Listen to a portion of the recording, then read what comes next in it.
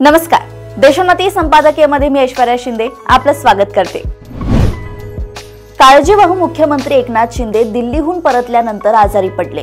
त्यांच्या आजारपणाचे वेगवेगळे अर्थ काढले गेले। सुरुवातीला मुख्यमंत्रीपद देण्यास भाजपने नकार दिल्याने शिंदे नाराज असल्याचं बोललं जात होतं, परंतु नंतर स्वतः शिंदेंनीच नेता निवडीचे अधिकार भाजप श्रेष्ठींना असल्याचे सांगत किमान त्या मुद्द्यावर पडदा टाकला। पुढे महत्त्वाच्या मंत्रिपदावरून तणाव निर्माण झाला। खास करून गृहमंत्रीपद वादाचे कारण बनले। खरे तर उपमुख्यमंत्री पदाची तशी क्रमवारी नसते, परंतु अधिक महत्त्वाचे खाते ज्याच्याकडे तो क्रमांक 2 चा समजला जातो।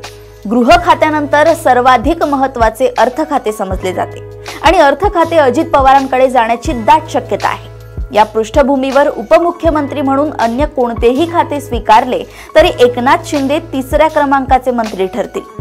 कदाचित त्यामुळे शिंदे गृह खात्यावर अडून बसले असावेत, परंतु भाजपने गृह खाते आपल्याकडेच ठेवायचा निर्णय घेतल्यास शिंदेंना तडजोड करावीच लागेल।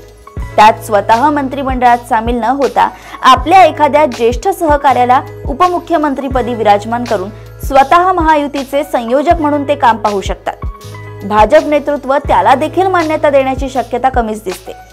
सरकारमध्ये सामील न होता भाजप सरकारला बाहेरून पाठिंबा देण्याची भूमिका शिंदे घेऊ शकतात, परंतु असे करणे त्यांना सहज शक्य होईल असं वाटत नाही। त्यांच्या पक्षातील अनेक नेत्यांना मंत्रिपदाची स्वप्ने पडतायत आणि या नेत्यांनीच त्यांना सरकारमध्ये सामील होण्याची गळ घातली आहे।